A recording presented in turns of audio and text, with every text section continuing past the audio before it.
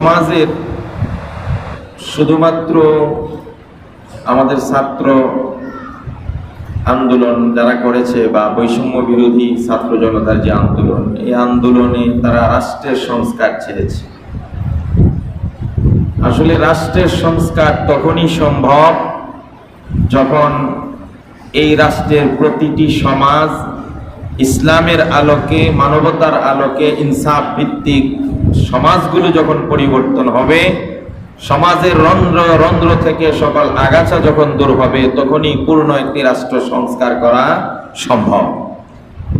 এজন্য বিশ্বনবী সাল্লাল্লাহু আলাইহি ওয়াসাল্লাম গোটা 13 বছর ওহী আসার পরে শুধু সমাজ সংস্কার করেছেন, আর 10 বছর রাষ্ট্র সংস্কার মানে রাষ্ট্রে হাত দিয়েছেন। সুতরাং রাষ্ট্র সংস্কারের আগে সমাজ সংস্কারের দরকার আছে না নেই? আর এই সমাজ সংস্কারের কাজটা প্রত্যেকটা ইমাম এবং খতিবরা সারা বছর করে যায়। কথা বলেন ঠিক কি? ইমাম সাহেব বা খতিব সাহেবের কাজের সরকারি কোনো মূল্য নাই, কোনো সার্টিফিকেট নাই, কোনো পুরস্কার নাই। 21 পদক পায় তারাই যারা সবচেয়ে বেশি নাস্তিকতা করতে পারে। কথা বলেন ঠিক? ওই আজ পর্যন্ত তো শুনলাম না জাতির শ্রেষ্ঠ সন্তান আলেমরা এমন এমন খেদমত করে যাচ্ছে, কোন একজন আলেমকে সরকারিভাবে পুরস্কৃত করার কোন তুলনা আমরা দেখি। সমাজ সংস্কার হবে কিনা? অথচ এরাই সত্যিকার সমাজ সংস্কার। আপনি দেখেন কয়টা পুলিশ কয়টা মদ করে পিটাইয়া মদ ছাড়াইতে পারছে? দেখান তো, পারছে? কয়টা পুলিশ কয়টা মদখোরকে, নেশাখোরকে নেশা ছাড়াইতে পারছে? কিন্তু এমন হাজারো বড়ি বড়ি প্রমাণ দেওয়া যাবে আলেম ওলামাদের সান্নিধ্যে, তাদের কথায়, তাদের বয়ানে, তাদের নসিহতে, পীর হক্কানি পীরদের সুহবতে, দাওয়াতে তাবলীগের মেহনতে হাজার নয় লক্ষ মদখোর নেশাখোর আল্লাহর ওলিয়ে পরিণত হয়েছে। কথা বলেন, এগুলা কি সমাজ সংস্কার না? সমাজ সংস্কার কাকে বুঝায়? সুতরাং এই সমাজকে ভাঙতে হবে, নতুন সমাজ গড়তে হবে। এই স্লোগান নিয়ে সবাই যার যার জায়গা থেকে যখন এগিয়ে আসবে, সমাজ যখন সুন্দর হয়ে যাবে, সমাজের প্রত্যেকটা মানুষ যখন সুন্দর হয়ে যাবে, আলহামদুলিল্লাহ এই রাষ্ট্রটা অটোমেটিক সুন্দর হয়। বলেন আলহামদুলিল্লাহ। সুপ্রিয় ভাইরা, মানুষ মানুষের জন্য, প্রয়োজনে একে অন্যের দ্বারস্থ মুখাপেক্ষী হয়, এটা হতে হয়। আবার বিপদে একে অপরের পাশে দাঁড়াতে হয়। একজন অন্যজনের হাসি কান্না ও সুখ দুঃখের সাথী হতে হয়। সামান্য বিবেক সম্পন্ন ব্যক্তি কাউকে বিপদ সংকট অবস্থায় দেখে মুখ ফিরিয়ে নিতে পারে না, যদি ন্যূনতম কারো বিবেক থাকে। ইসলামের শিক্ষাটা কি? দুর্ভোগ, দুর্যোগ, দুর্দিন, এই সমস্ত সময়ে সর্বশক্তি ব্যয় করে বিপদগ্রস্তদের পাশে দাঁড়ানো, সর্বপ্রকার অর্থ, খাদ্য, সহায়তা, ত্রাণ সামগ্রী বিতরণ, পুনর্বাসনের ব্যবস্থা ও চিকিৎসা সেবায় এগিয়ে আসা, এটাই ঈমানের দাবি। এ জাতীয় কাজে মহান আল্লাহ অত্যন্ত খুশি হন। সুবহানাল্লাহ। সুপ্রিয় ভাইরা, কোরআন এবং হাদিসের আলোকে অজস্র এই বিষয়টাকে গুরুত্ব সহকারে এত সুন্দরভাবে আল্লাহ পাক এবং তার রাসূল বর্ণনা করেছেন। ইরশাদ হয়েছে কোরআনে কারিমে, আল্লাহ বলছেন, শুনুন। একজনকে বলবেন, ভাই নামাজে আসো, সাদাকা হয়ে যাবে। সুবহানাল্লাহ বলেন। ওয়া দাল্লাত তারিকি সাদাকা, পথহারা মানুষকে পথের সন্ধান দেয়া দাও। একজনে জিজ্ঞেস করলো, ভাই কাদের মার্কেট যাব? যাও যাও, এদিকে যাও, আমার সময় নেই। আরে ভাই কি, আপনি বলেন যে একটু সামনে গিয়ে হাতের ডানে গেলেই কাদের হয়। এই কথাটা বলতে আপনার এত কষ্ট হয়ে গেল? এই যে কথাটা বলবেন, এটা আপনার সাদাকা। সুবহানাল্লাহ। ওয়া দাল্লাত তারিকি সাদাকা, রাস্তা দেখানো এটা একটা সাদাকা। রাস্তা থেকে কষ্টদায়ক জিনিস সরিয়ে দিলেন, এটা সাদাকা। আপনি হাঁটতেছেন, রাস্তায় দেখলেন কলার চুলকা পড়ে আছে, যে কোনো সময় যে কোনো মানুষের পায়ে পড়ে, সেখানে অ্যাক্সিডেন্ট হতে পারে, আস্তে করে উঠিয়ে এক পাশে রেখে দিলেন, এর চেয়ে বড় সওয়াবের কাজ হতে পারে না। সাদাকা বুঝেন, ইসলামটাকে শিখেন, ইসলামটাকে বুঝেন। মানুষ মনে করে ইসলাম অনেক কঠিন, ইসলাম সবচেয়ে সহজ। স্বভাবজাত ধর্ম, ইসলাম ফিতরাতের ধর্ম, ইসলাম সাম্যের ধর্ম, ইসলাম ভ্রাতৃত্বের ধর্ম, ইসলাম মানবতার ধর্ম, ইসলাম শান্তির ধর্ম। কথা বলেন ব্যাপকগুলো না বুঝে ইসলামকে নিয়ে উল্টাপাল্টা কথাবার্তা বলে। আবু দাউদ শরীফের একটা চমৎকার হাদিস শোনাই দেন। বিশ্বনবী সাল্লাল্লাহু আলাইহি সাল্লাম বলেন, যেই মুসলমান অন্য মুসলমানকে বস্ত্রহীন অবস্থায় পেয়ে বস্ত্র দান করে, মানে তার কাপড় নাই, পুরাতন নতুন একটা কাপড় তার গায়ে ওঠায় দেয়, আল্লাহ তাকে জান্নাতে সবুজ বর্ণের কাপড় পরায় দিবে। জান্নাতি সবুজ কাপড় পরায় দিবেন। আপনি যদি একটা মানুষকে ছোট্ট একটা কাপড় দিয়ে তার বস্ত্র ব্যবস্থা করতে পারেন। রাসূলুল্লাহ বলেন, যে ব্যক্তির খাদ্য নাই, যদি খাদ্য দান করেন, আল্লাহ রাব্বুল আলামিন জান্নাতে তাকে ফল দিয়ে খাবার খাওয়াবেন। সুবহানাল্লাহ। রব্বানা ও ইয ক্বালা ইব্রাহিম রাব্বি জাআল হাযা বালাদান আমিনা ওয়ারযুক আহলাহু মিনাস সামারাত। সবচেয়ে শ্রেষ্ঠ খাবার হলো ফলের খাবার। সুবহানাল্লাহ। আর সেটা আল্লাহ পাক জান্নাতে তাকে দান করবে। কোন মানুষ যদি কোন মানুষকে পানি পান করায়, পিপাসার্ত মানুষকে পানি পান করালো, আল্লাহ রাব্বুল আলামিন জান্নাতে তাকে পানির ব্যবস্থা করবেন। এজন্য আমার ভাইয়েরা, আসুন সমাজের দুঃখীর পাশে আমি দাঁড়াই, দুঃখীর সাথে আমিও দুঃখী হই, কারো ভালো সময় আনন্দের সময়ের সাথে আমি আনন্দিত হই, আর কারো দুঃখ বেদনার সাথে আমিও ব্যথিত হই। অন্যের বিপদ দেখে হাসাহাসি করবেন না, এটা ভালো নয়। অন্যের বিপদ দেখে হাসাহাসি করা ভালো নয়। অন্য অসহায়কে দেখে ঠাট্টা মস্কারি করা ভালো না। মান দাহিকা দহিকা, কথাটা মনে রাখবেন, এটা একটা আরবি প্রবাদ। মান দাহিকা দহিকা, যে আরেকজনকে নিয়ে হাসে সেও হাসির পাত্র হবে অচিরি। কথা বলেন ঠিক কিনা? এই জন্য পরিবর্তন আনতে হবে। দেখেন পরিবর্তনের হাওয়াটা কিভাবে লাগছে এখন। আগে ত্রাণের 10 টন ত্রাণ যদি কোথায় থেকে আসতো সরকারি ভাবে, 8 টন ত্রাণ সবাই মিলে ভাগাভাগি করে খেয়ে ফেলতো। কখনো খাটের নিচে সয়াবিন তেল পাওয়া যায়। কথা বলেন ঠিক কিনা? কার চেয়ে বেশি ভোগ করতে পারে, খাইতে পারে, এটা নিয়ে প্রতিযোগিতা হবে। আর পরিবর্তন এখন সময় এসেছে, এখন কার চেয়ে বেশি ত্রাণ দিতে পারে এই প্রতিযোগিতা শুরু হয়েছে।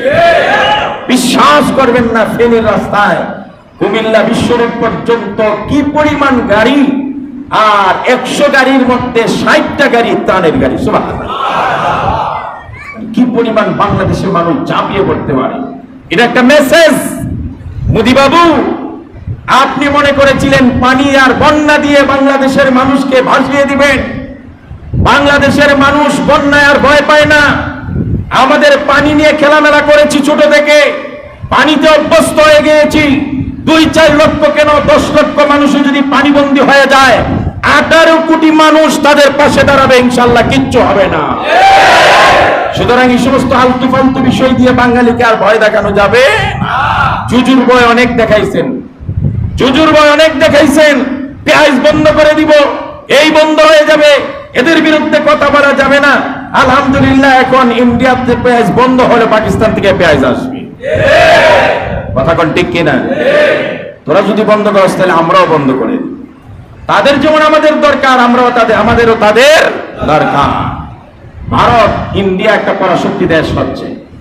এই পরাশক্তি দেশের জন্য বাংলাদেশ তাদের একেবারে বিশেষ দরকার। কারণ কাল যদি চীনের সাথে টাক্কর লাগে, আর চীন যদি বাংলাদেশে ঘাঁটি স্থাপন করে, তাহলে ইন্ডিয়া চীনের সঙ্গে আর টক্কর দেওয়ার সুযোগ নাই। একদিকে চীন, একদিকে পাকিস্তান, আর একদিকে বাংলাদেশ, তখন ভারত পড়বে মানকা চিপায়। কথা বলেন না কেন? এই জন্য আমাদের দেশ তাদের দরকার নাই। আমরা খালি গল্প শোনাই, এরা আমাদের দরকার, এরা বিরুদ্ধে কিছু কইলেই সব বন্ধ হয়ে যাবে। রাষ্ট্র সবাই স্বয়ং সম্পূর্ণ, সবাই সবার জন্য দরকার। পানি দিয়ে আমাদেরকে ভাসিয়ে দেওয়ার জন্য পরিকল্পনা করেছে, তাও চুরের মতো। রাতের আধারে পানি ছাড়েন কেন? যদি সমস্যাই থাকে তাহলে ঘোষণা দেন যে আমরা পারতেছি না, আমাদের সমস্যা হচ্ছে, বিকাল 5টার সময় আমরা কিন্তু গেট খুলে দেব। 10 ঘন্টা সময় যদি মানুষ পাইতো, তাহলে 10 ঘন্টার ভিতরে এত মানুষ, সারা বাংলাদেশের মানুষ তাদেরকে নিরাপদ আশ্রয় দিতে পারত। কিন্তু চুরের মতো রাতের আধারে পানি ছেড়ে দিয়েছে, হঠাৎ করে মানুষ পানিতে ভেসে গেল। কিন্তু মনে করেছিল এটাই মনে হয় মানুষ সব শেষ হয়ে যাবে। কিন্তু বাংলাদেশের মানুষ যেভাবে ঝাঁপিয়ে পড়েছে, আল্লাহ, এর নাম ইসলাম, এর নাম সৌন্দর্য, এর নাম সৌন্দর্য।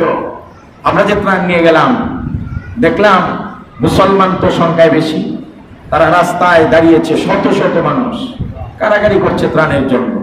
মানে ট্রাকের ডালা খুলতে দেরি, একসাথে 500 মানুষ হাজির হইতে দেরি।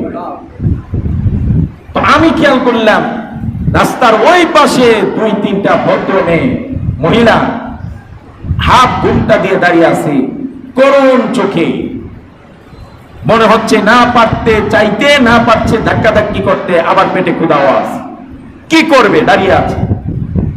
আমি চিন্তা করলাম এদের কি কথা বলা দরকার। কাছে গিয়ে দেখি এরা প্রত্যেকে সনাতন ধর্মের অবলম্বনী, মানে হিন্দু মহিলা। হিন্দু মহিলা জিজ্ঞেস করলাম, সবাই ত্রাণ নিতে ওখানে যায়, আপনারা এখানে দাঁড়িয়ে কেন?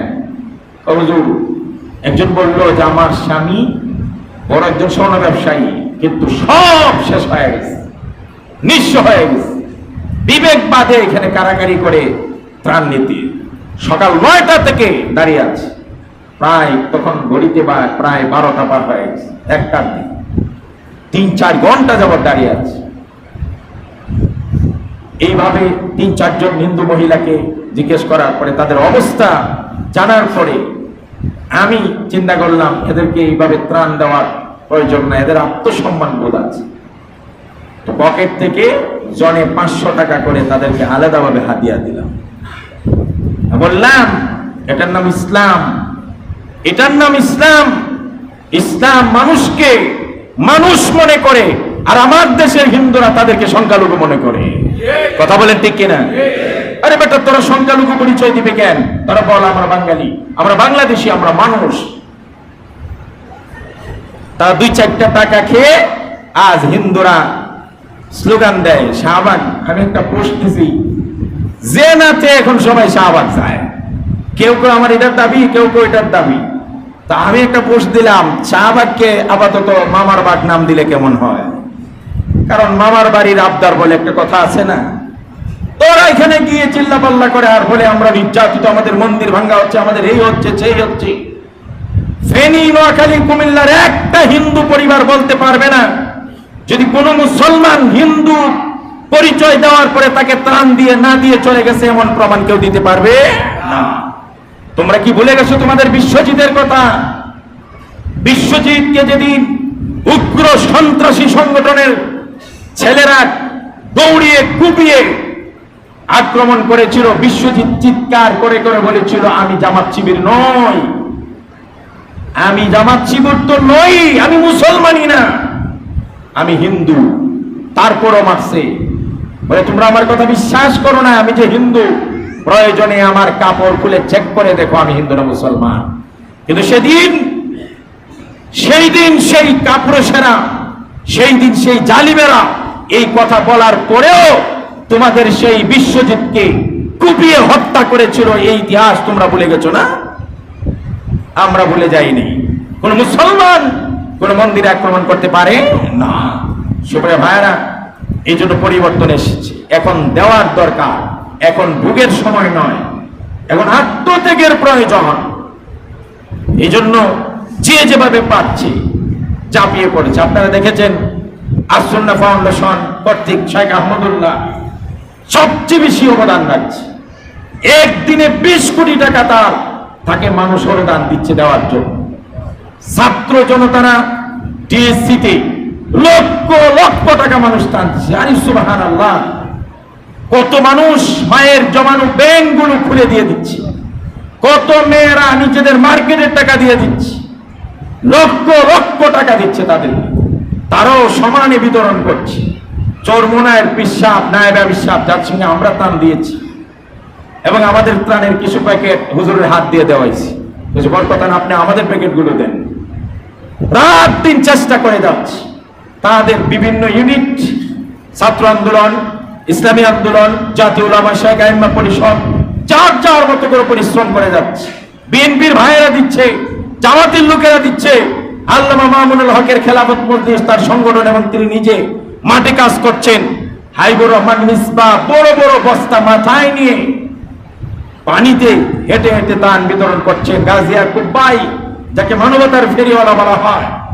এছাড়াও ব্যক্তি উদ্যোগে, সমাজের উদ্যোগে, রাজনৈতিক অরাজনৈতিক সামাজিক সংগঠনগুলোর উদ্যোগে যেইভাবে ত্রাণ দিচ্ছে, তাতে মনে হয় নবী করিম সাল্লাল্লাহু আলাইহি সাল্লামের হাদিস, সমস্ত মুসলমান ভাই ভাই আর সবাই একটা শরীরের মতো। কথা বলেন ঠিক কিনা?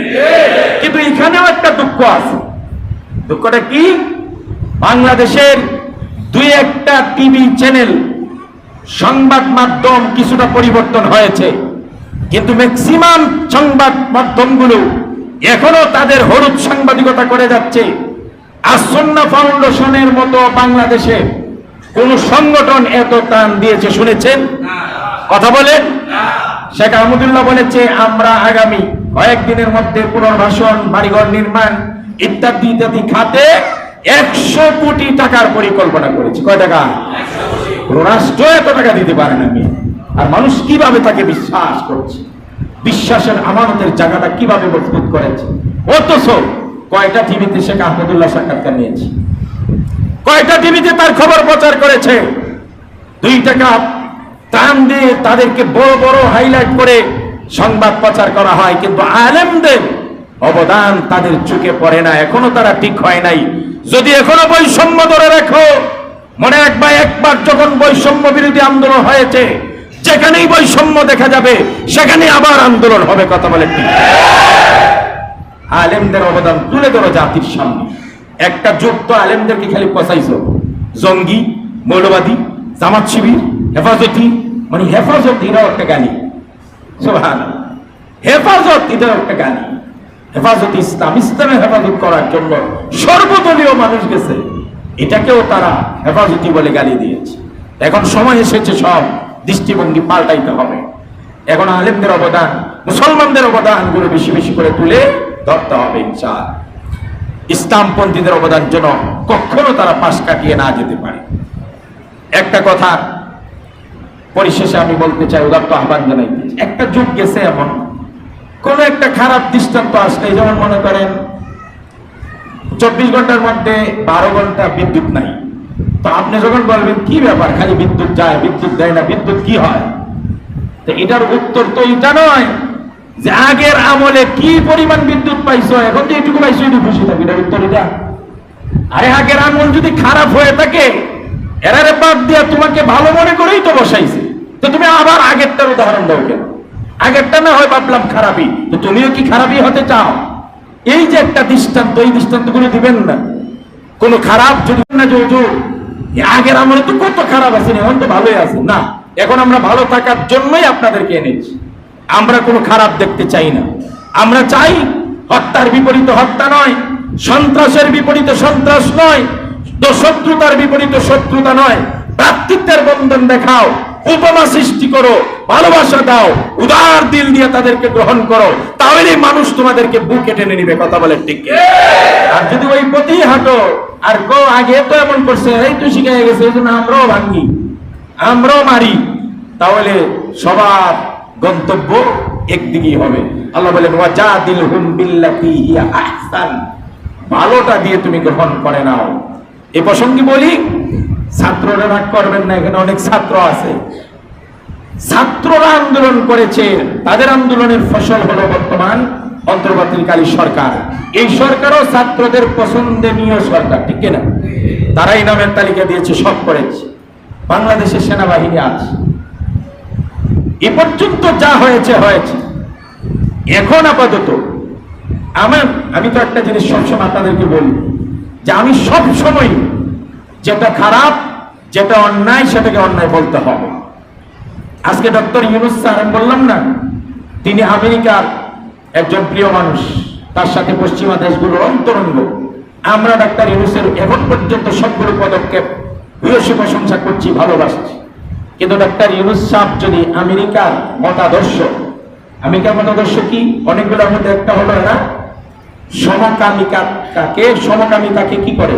প্রমোট করে এবং বৈধতা দেয়। এই প্রেক্ষাপটে যদি আমেরিকাওয়ালারা মনে করে আমাদের নিজেদের লোক এখন সরকার প্রধান, এই সুযোগে বাংলাদেশে সমকামিতার এতদিন আন্দোলন হয়েছে, কিছু করতে পারি নাই, এই সুযোগে বৈধতা দিয়ে দেই, আর বাংলাদেশে যদি এই কাজ করতে যান, সমকামিতা ইসলামে বৈধ? বৈধ? বৈধ? যদি এই কাজ ডক্টর ইউনূস সাহেব করতে হয়, তাহলে ইসলামপন্থীরা মুসল্লিরা ঘরে বসে থাকবে না। কথা বলেন ঠিক কি? আমাদেরকে আন্দোলন করতেই হবে। আর আমাদের ভাগ্যটাই খারাপ, সরকার যেই হোক তার বিরুদ্ধে আমরা থাকতে হয়। আমরা সরকারের কোনো সুফল নিতে পারি না, কিন্তু সারা বছর আমরা বলে যাই, সুফলটা নেই অন্যরা। কথা কয় না? কোন আলেমরা কোন সুফল নিতে পারছে? কথা কয়। বিএনপির আমলে নিতে পারছে? আওয়ামী লীগের আমলে নিতে পারছে? ইউনূসের আমলে নিতে পারবে? আমরা খালি কইয়েই যাই। তা আমরাও চিন্তা করছি, আমরা তো দুনিয়ার সুফল চাই না। কোনটা চাই? আল্লাহর কাছে চাই। সুতরাং দুনিয়ার সুফল দরকার নাই, আমরা বলেই যাব। দেখলাম ছাত্ররা গণহারে এই কলেজের প্রফেসর, ওই কলেজের অধ্যক্ষ, ওই ভার্সিটির অধ্যক্ষ, ওই হাই স্কুলের অধ্যক্ষ সমানে ওরা গিয়ে জোর করে দস্তখত নিয়ে পদত্যাগ করাচ্ছে। আবার কেউ কেউ পদত্যাগ না করলে তার গায়েও হাত তুলছে। ছাত্র, রানিং ছাত্র। তো এটা কার চোখে কেমন আমি জানি না। যদি যেহেতু এর আগ পর্যন্ত কোনো সরকার ছিল না, তখন একটা পরিস্থিতি গেছে। এখন সরকার আছে, একটা বৈধ সরকার আছে, সেনাবাহিনী আছে। যদি কোনো প্রিন্সিপাল, কোনো অধ্যক্ষ, কোনো প্রফেসর কারো বিরুদ্ধে সুনির্দিষ্ট অভিযোগ থাকে যে তিনি রাজনীতিকরণ করেছে এই কলেজকে, অথবা তিনি দুর্নীতি করেছে, অথবা তিনি কোনো অধ্যক্ষের বিরুদ্ধে আছে মেয়েদের বুরকা টেনে খুলে ফেলেছে, তার ভিতরে কি আছে দেখার জন্য, এই ধরনের যদি থাকে, তাহলে আমার মনে হয় এইভাবে পিচ্ছি পিচ্ছি ছাত্রদেরকে দিয়ে এই কাজটা না করিয়ে গভর্নিং কমিটিকে চাপ দেওয়া হবে। কলেজের একটা কমিটি আছে যে ভাই এই শিক্ষকের বিরুদ্ধে, এই অধ্যক্ষের বিরুদ্ধে কিন্তু অভিযোগ, আপনারা যদি তাকে অপসারণ না করেন তাহলে কিন্তু আমরা আন্দোলন করব। তা না করে পিচ্ছি পিচ্ছি ছাত্ররা গিয়া মারধর করে, হেনস্থা করে, আবার এই ভিডিওগুলো সোশ্যাল মিডিয়াতে ছড়িয়ে দিয়ে আমার মনে হয় না এটা খুব বেশি ভালো হবে। কারণ আগামী দিনে কোন শিক্ষক আর ছাত্রকে শাসন করার সাহস পাবে না।